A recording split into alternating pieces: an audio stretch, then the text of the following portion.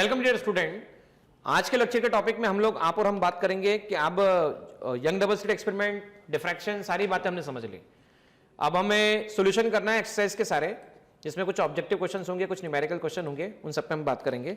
सबसे पहले हम ऑब्जेक्टिव के ऊपर बात करेंगे, उसके बाद न्यूमेरिकल के ऊपर बात करेंगे। देखिए पहला क्वेश्चन क्या बोला गया, which of the following phenomena proves the light is transverse wave in the nature.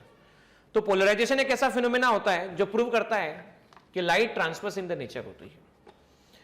ऐसी कौन सी प्रॉपर्टी होती है जब लाइट एक मीडियम से दूसरे मीडियम में जाता है तो बदलती नहीं है। तो देखिए जब लाइट एक मीडियम से दूसरे मीडियम में जाता है तो वेलोसिटी बदलती है, वेवलेंथ में भी चेंज आते हैं, एम्पलीट्यूड में भी बदलाव होते हैं, लेकिन बदलाव नहीं होता है फ्रीक्वेंसी में। Frequency is the property of wave source. Source पे डिपेंड करती है, जो जनरेट करता है उस पर डिपेंड करती है, मीडियम पे डिपेंड नहीं करती। तीसरा है when unpolarised light is pass through the polariser intensity.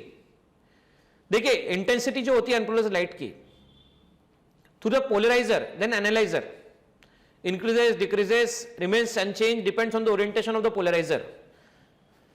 वैसे तो कहा जाए पोलराइजर से पास करने पर इंटेंसिटी डिक्रीज होती है, लेकिन अगर आप उसका एंगल भी बदलते हैं तो उस पर भी चेंजेस आते हैं। तो ज्यादा एप्रोप्रिएट आंसर जो इसका दिया जा सकता है वो है depends on the orientation of the polariser. Polarisation के ओरिएंटेशन पे डिपेंड करता है। देखिए यंग डबल स्लिट एक्सपेरिमेंट दे रखा है, कोहेरेंट सोर्स दे रखा है, ratio of maximum to minimum intensity दे रखा है 25:1। तो हमें इंटेंसिटी का रेशियो निकालना है सोर्स का, वो कैसे निकालेंगे हम बोर्ड पे चल के सीखेंगे। उसके बाद हम ये देखेंगे in the Young double slit experiment a thin uniform sheet of the glass plate is kept in front of the two slits parallel to the screen. The resulting interference will satisfy.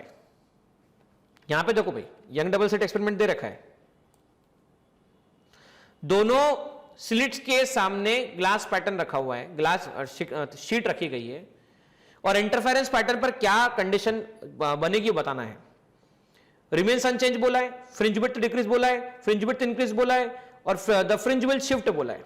तो बेटा ये पक्की बात है कि fringe shift होती है जब भी ग्लास शीट रखी जाती है या कोई भी शीट रखी जाती है। तो मैं आपको ऑप्टिकल पाथ डिफरेंस पढ़ा चुका हूं। ऑप्टिकल पाथ डिफरेंस इंट्रोड्यूस होता है, और जिसको लगता है कि ऑप्टिकल पाथ पढ़ना है तो ऑप्टिकल पाथ की वीडियो पे जाके देखो, ऑप्टिकल पाथ का वीडियो मिलेगा, वहां पर आपको डिटेल में बताया हुआ है। तो fringe will shift, fringe will definitely shift, ये बात यहां पे ध्यान रखिएगा। अब आंसर, अब देखिए ये जो क्वेश्चन मैंने कहा है आपसे, ये वाला क्वेश्चन इंटेंसिटी वाला, मैं बोर्ड पे जाके सॉल्व करूंगा इस क्वेश्चन को। प्राइमरी सेकेंडरी सोर्स हमारे क्लास में हम करवा चुके हैं, वेव फ्रंट के बारे में डिस्कशन हो चुका है। Multiple colours observe in the thin film due to floating on the water, ये भी क्वेश्चन वीडियो के अंदर कवर हो चुका है, इस वीडियो को जाके जरूर देखें।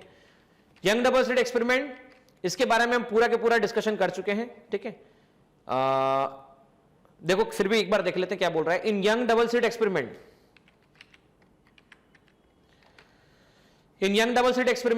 what will be the observed on the screen when the white light is incident on the slit, but one slit is covered with the red filter and the other with the violet filter.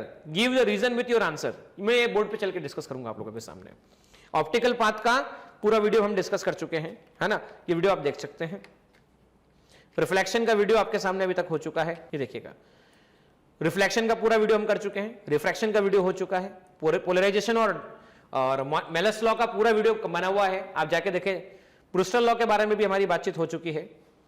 Young double slit experiment के basis पर fringe width का formula भी हम निकाल चुके हैं। Condition to obtain the good interference pattern, इसके बारे में हम डिफरेंट सेपरेट चर्चा कर चुके हैं। कोहेरेंट सोर्स किसे कहते हैं और मेथड ऑफ कोहेरेंट सोर्स कैसे ऑब्टेन किया जाता है। तो लायोड्स मिरर और फ्रेस्नेल बाइप्रिज्म, जो कि मैं आपसे चर्चा कर चुका हूं, इसमें भी हमारी चर्चा हो चुकी है। डिफ्रैक्शन के ऊपर एक पूरा कंप्लीट वीडियो आ चुका है। डार्क और ब्राइट स्पॉट कैसे बनते हैं सिंगल स्लिट डिफ्रैक्शन पैटर्न में, इसके बारे में भी आप और हम बात कर चुके हैं। रिले क्राइटेरिया क्लास में हो चुका है ना। तो अब हम बात करेंगे क्वेश्चन नंबर, कौन कौन से क्वेश्चन पे हम बात करेंगे, स्क्रीन पे मैं चल के बता रहा हूं आप लोगों को। हम बात करेंगे क्वेश्चन नंबर 13 पर, 13 में क्वेश्चन में क्या कहा गया है, साथ साथ हम आप और हम बात करेंगे 14 क्वेश्चन पर, ठीक है। 14 के बाद आप और मैं डिस्कस करूंगा 15 क्वेश्चन, जो कि स्क्रीन पर हम डिस्कस करेंगे। डिस्कशन एक साथ होगा, वन शॉट होगा, पूरे के पूरे वीडियो के सारे क्वेश्चन वन शॉट डिस्कस हो जाएंगे। 16 के ऊपर भी हम बात करेंगे कि 16 क्वेश्चन में क्या कहा गया है, ठीक है। 17 question, this is once again 17 question. 17 के बाद में बाइप्रिज्म पर रिलेटेड क्वेश्चन हम बात करेंगे, बाइप्रिज्म, ठीक है। 19 क्वेश्चन फ्राउनहोफर डिफ्रैक्शन है, इसके ऊपर भी हम चर्चा करेंगे। 20 क्वेश्चन, क्वेश्चन नंबर 21 भी मैं बोर्ड पे आपके सामने पूरा डिस्कस करूंगा, ठीक है। मैं क्वेश्चन बोलता जाऊंगा, बोर्ड पे बताता जाऊंगा, आप लोगों को सॉल्व करके दिखाता जाऊंगा। मिनिमम डिफ्रैक्शन 45 डिग्री पे रेशो पूछ रहा है, इसके बारे में हम बात करेंगे। साथ साथ 23 नंबर क्वेश्चन भी सेम क्वेश्चन बोर्ड पे डिस्कस होगा।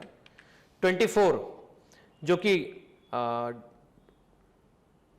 रिजॉल्विंग पावर ऑफ टेलीस्कोप पे डिपेंड है, और 25 क्वेश्चन बाई प्रिज्म पे बेस्ड है। तो चलें, स्क्रीन पे तो हम डिस्कस कर चुके हैं, आप सारे के सारे प्रॉब्लम न्यूमेरिकली बोर्ड पे चल के डिस्कस करने हो। देखिए बच्चों, ये क्वेश्चन बोला गया है, पेज नंबर है 184। चूज द करेक्ट ऑप्शन का क्वेश्चन नंबर 5 है ना। उस 5th में, 5th नहीं 4th नंबर है, पहले मैं डिस्कस कर रहा हूं। इसमें क्या कहा गया है, in Young double slit experiment the two coherent source have the different intensity, the ratio of maximum intensity to minimum intensity is 25:1। तो आई मैक्स अपॉन आई मिन, इन दोनों का रेशियो 25:1 दे रखा है। आपको इंडिविजुअल इंटेंसिटी का रेशियो निकालना है कि इंडिविजुअल इंटेंसिटी कैसे निकलेगी। चलो समझते हैं हम।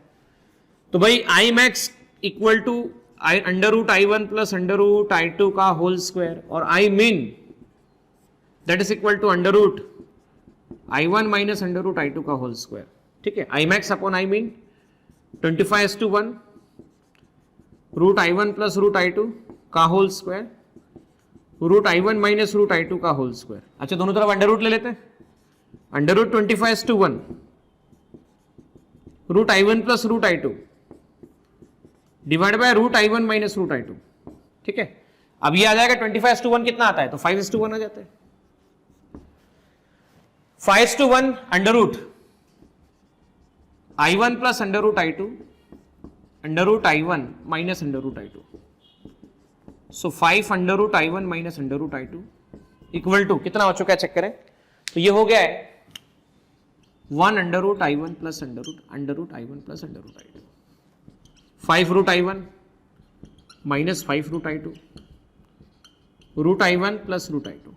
अब देखो 5 √I1 माइनस √I1 कितना आता है, 4 √I1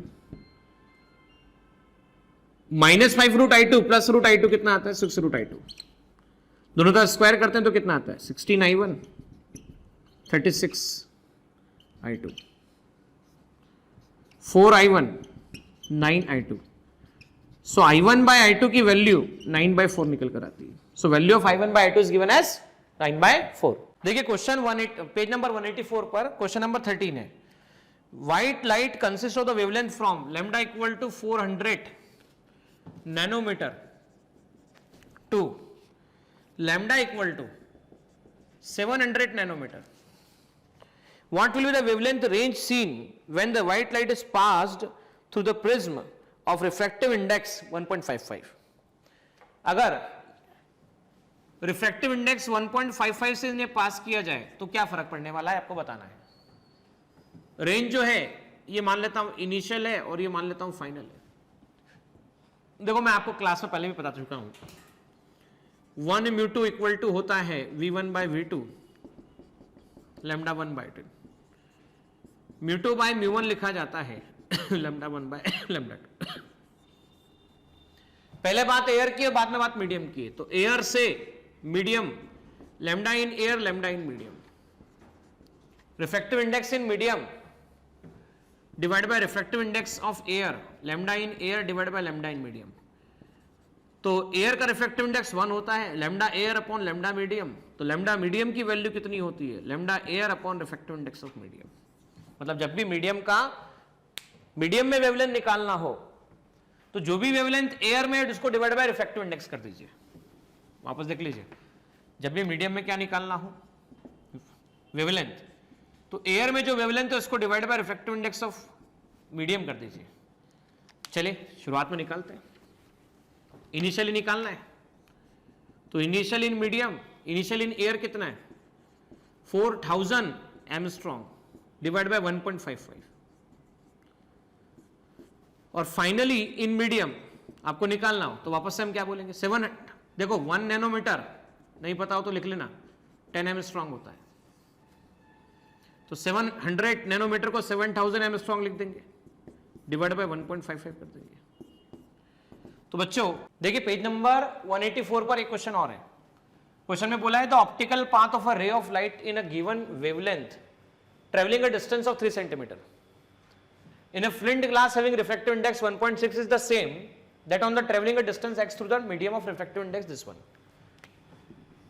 मान लो आपके पास में दो मीडियम है, इसमें लाइट ट्रेवल करती है, रिफ्रैक्टिव इंडेक्स इसका है 1.6, 3 सेंटीमीटर डिस्टेंस है। इसमें कितना डिस्टेंस ट्रेवल करे कि इसका ऑप्टिकल पाथ और इसका ऑप्टिकल पाथ दोनों का सेम आ जाए, जबकि रिफ्रैक्टिव इंडेक्स 1.6 है।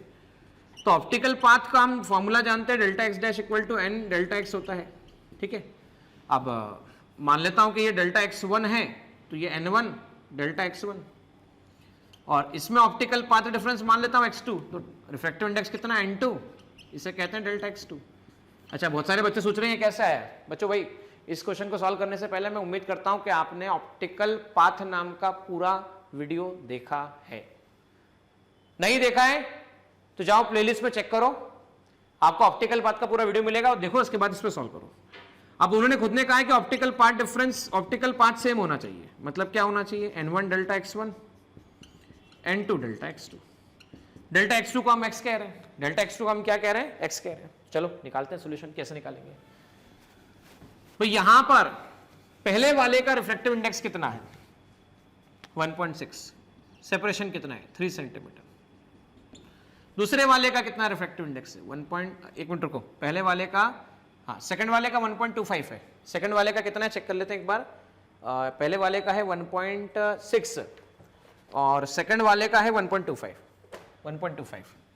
सो ये 1.25, सो 1.25 मल्टीप्लाई बाय आपके पास में कितना आ जाता है, x आ जाता है। 1.6 इंटू 3 1.25, 4.8 इंटू 1.25 सॉल्व करते हैं तो आंसर 3.84 सेंटीमीटर निकल कर आता है। So answer is given as 3.84 centimetre. देखिए पेज नंबर 185 पर question number 15 Young double slit experiment दे रखा है। ये वेवलेंथ पास की जा रही है और जो वेवलेंथ पास की जा रही है यंग डबल स्लिट एक्सपेरिमेंट में, उस वहां पर उन्होंने ऐसा कहा है सोडियम लाइट से जो इंटरफेरेंस पैटर्न फ्रिंजेस फॉर्म हुई है वो फ्रिंजेस इतने सेपरेशन पर है, मतलब एंगुलर फ्रिंज विड्थ दे रखी है आपको, एंगुलर फ्रिंज विड्थ मतलब थीटा।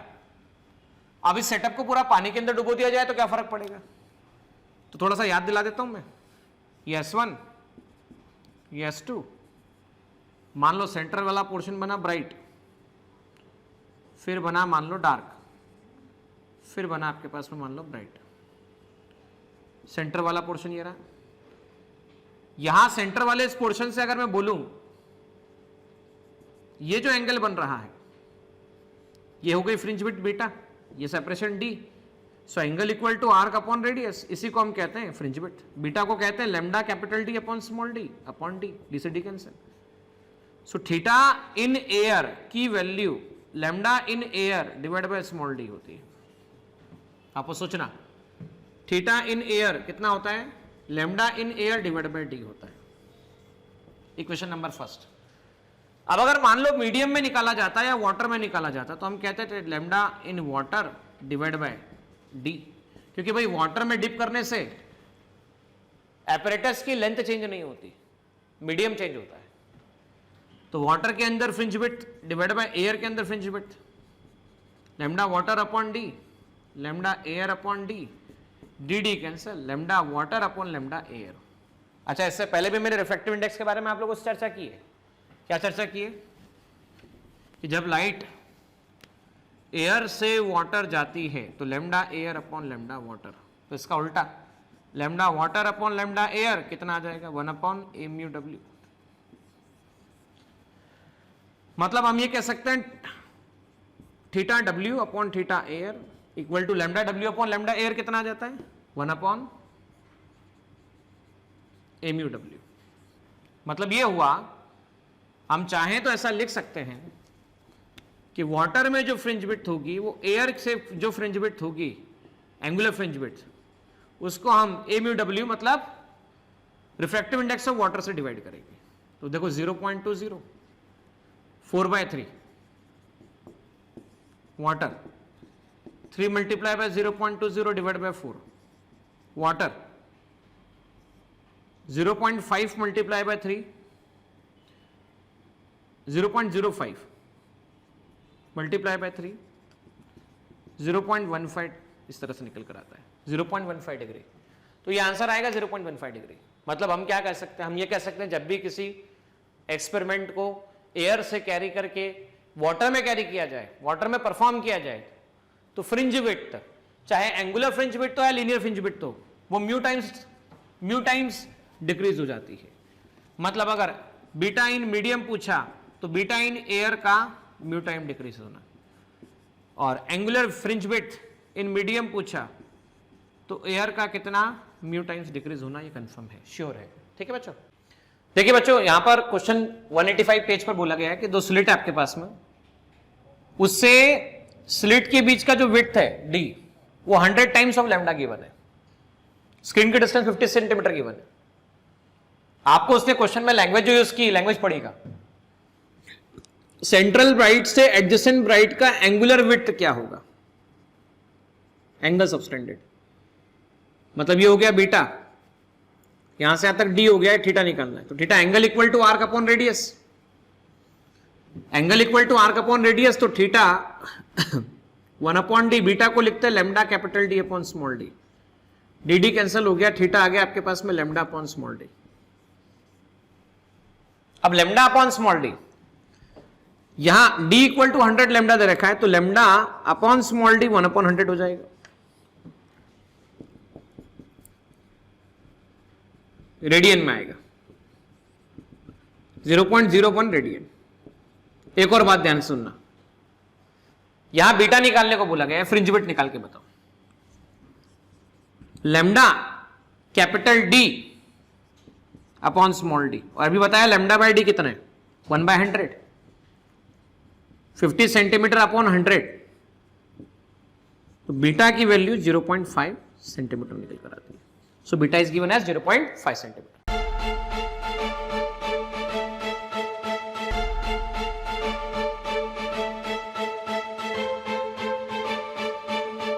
पुरोहित अकॅडमी, मेन ब्रांच प्रभात चौक, MJ कॉलेज रोड, लोकमान्य हॉस्पिटलच्या बाजूला, जळगाव, आणि पांडे क्लासेस जवळ, बंधन बँके शेजारी, ट्रॅफिक गार्डनच्या समोर, जळगाव।